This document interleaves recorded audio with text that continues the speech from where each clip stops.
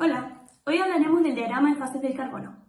Un diagrama de fases es una representación gráfica de cómo diferentes fases de una sustancia pura coexisten en equilibrio en un sistema cerrado. Para construir este diagrama necesitamos tres parámetros termodinámicos, que son la temperatura, la presión y la composición. En este caso, el diagrama es de un componente, que va a ser el carbono. En el eje X vamos a representar la temperatura, mientras que en el eje Y vamos a representar la presión.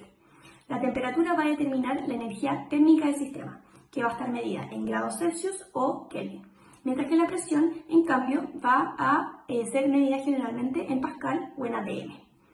En un diagrama existen tres fases, la sólida, líquida o gaseosa.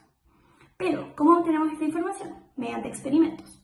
Utilizando técnicas de análisis térmico diferencial, se puede detectar la temperatura a la que ocurre una transición de fase, pero con una presión fija.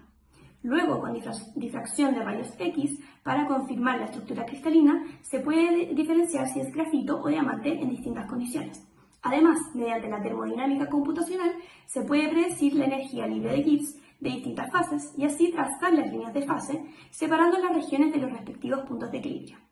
El equilibrio de fases en un sistema de un solo componente o sustancia pura se alcanza cuando las propiedades intensivas del sistema, ya sea la presión, la temperatura o el potencial electroquímico, se mantienen constantes y no cambian a lo largo del tiempo. El criterio termodinámico fundamental para que dos o más fases de una misma sustancia puedan coexistir en el equilibrio es que se igualen sus potenciales electroquímicos. Esto implica que la energía libre de Gibbs molar a una presión y temperatura determinada de coexistencia de fases es la misma. Un diagrama de fases típico en el que se grafica la presión versus la temperatura se construye a partir de datos experimentales o cálculos teóricos que determinan las condiciones de presión y de temperatura en que coexisten estas fases. Experimentalmente, la línea sólido-líquido se obtiene midiendo la temperatura de fusión entre diferentes presiones aplicadas. La línea de líquido-vapor se obtiene midiendo la presión de vapor a diferentes temperaturas y la línea sólido-vapor se obtiene midiendo la presión de vapor del sólido a diferentes temperaturas. La relación de presión y temperatura a lo largo de esta curva se puede graficar mediante la ecuación de Clausius-Clapeyron. En la ecuación de Clausius-Clapeyron se puede ver el delta H y el delta B, que son los cambios molares de entalpía y cambio molar en volumen, respectivamente, para la transición de fase. El análisis de estos datos permite trazar curvas de coexistencia que delimitan las regiones en donde solo existe una fase estable, ya sea sólido, líquido y vapor. A partir de los datos y del análisis termodinámico realizado, ya sea teórico o práctico, es donde uno puede determinar los diagramas de fase, en este caso el del dióxido de carbono. Hola, yo soy Jimena y ahora les voy a explicar la interpretación del diagrama de fases del dióxido de carbono. En este diagrama podemos identificar las tres fases donde el dióxido de carbono existe, como sólido, como líquido y como gas. Estas regiones están divididas por curvas de coexistencia, que representan condiciones en donde dos fases están en equilibrio.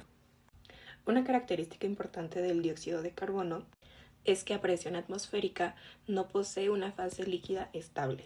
Es por eso que el hielo no se derrite, sino que se sublima directamente de una fase sólida a un estado gaseoso. Esta transición ocurre aproximadamente a menos 78.5 grados Celsius, y esa temperatura es conocida como la temperatura de sublimación, donde el sólido pasa directamente a estado gaseoso sin pasar por el estado líquido. El punto en donde sí puede existir el dióxido de carbono en estado líquido es el punto triple, ubicado a 56.4 grados Celsius y 5.2 atmósferas. En ese punto coexisten simultáneamente las fases sólida, líquida y gaseosa. Otra zona clave del diagrama es el punto crítico, que se localiza específicamente en 31.1 grados Celsius y 73 atmósferas. Ahí desaparece la frontera entre líquido y vapor. Justo por encima de estas condiciones, el dióxido de carbono se convierte en un fluido supercrítico, que justo es un estado con densidad similar a la de un líquido, pero con la movilidad de un gas. Y este comportamiento es súper útil en la industria, ya que la extracción del dióxido de carbono supercrítico se emplea para la fabricación de cafeína, extracción de aceites esenciales y compuestos termolaíbles, ya que permite procesos selectivos y eficientes y sin residuos tóxicos gracias al control preciso de presión y temperatura integrado por su diagrama de fases.